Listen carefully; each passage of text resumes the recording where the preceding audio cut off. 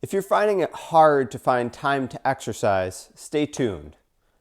One of the top reasons people find it hard to exercise is because of lack of time.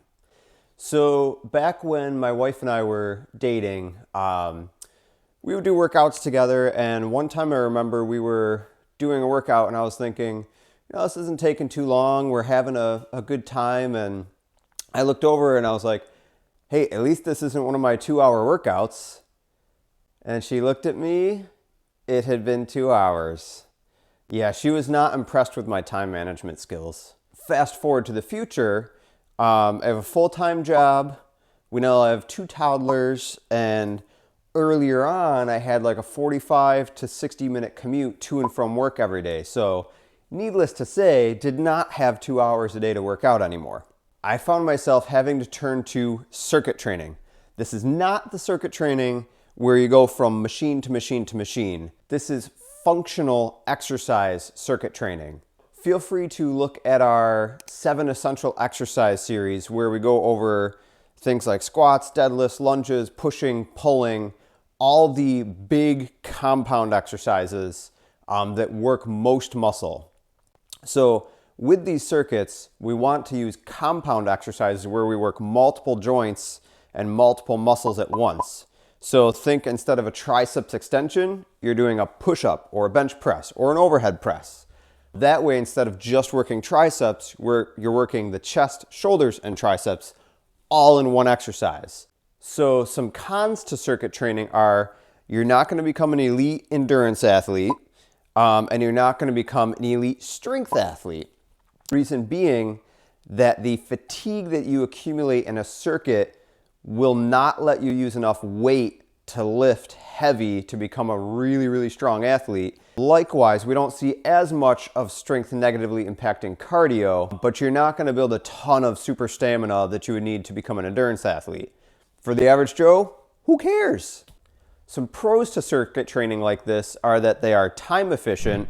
You're going to stimulate muscle growth, bone density, real world strength, and real world endurance and stamina all in one exercise, all in one workout. The first exercise would be a lower body exercise that will work the quads, the glutes, and the hamstrings, as well as some core and back muscles.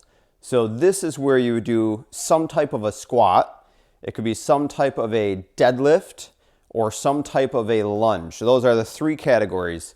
Within those 3 categories, you have lots of variety that you can use.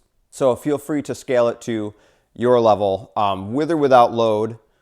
The next exercise in the series would be an upper body push. So this could be a push-up, it could be a bench press, it could be an overhead press, dips, all sorts of things that you can use. This will work the push muscles that are mostly the chest, shoulders, and triceps.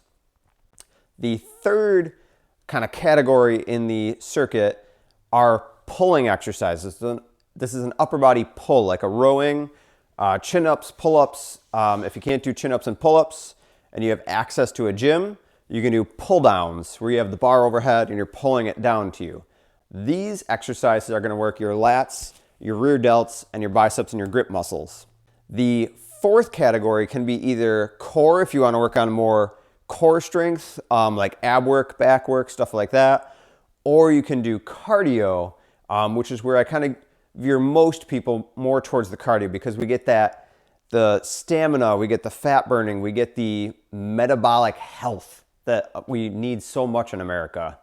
After you've done your warm-up, you would do a set of your lower body exercise, rest just enough to catch your breath, move right on to your upper body push, rest again just enough to catch your breath, move on to your upper body pull, and then your cardio. Your cardio should be probably about a minute. This is not an intense burst. This is just active rest where you're letting your heart rate come down while you're staying moving, building endurance and stamina while you recover for the next round of the circuit. So you do 1 set of each, rest if you need to catch your breath, and repeat. So the first round of the circuit should be pretty easy. You're just warming up, you're getting stuff moving, getting your blood flowing, getting a feel for these exercises. The second round, you add a little bit of weight, still not hard, but you're starting to feel it work a little bit more. And then the third round, you would really push it. See what you can do. See how much weight you can do to make it hard to do 10 reps. Hard, but not painful, no issues, just challenging. An example would be if you want to use 100 pounds, the first round you would start at 50 pounds, do your 10 reps. The second round, you would do 75 pounds for your 10 reps, and then you do 100 pounds, see how many you can do. If you're just starting out, you don't necessarily have to do 3 rounds. You can do 1 round of body weight exercises and just do as many reps as you can. That kind of a circuit may only take 10 minutes. And then over time, you can build up to 30 to 60 minutes. This is still one of the most efficient ways to exercise because you're working your strength and your stamina all in one shot. It counts as cardio and strengthening at the same time. I hope that helps get fitness to become part of your life, to reinforce your life, not become your life. If you like these videos, please like, subscribe, and share with your friends and family so we can get fit together. God bless.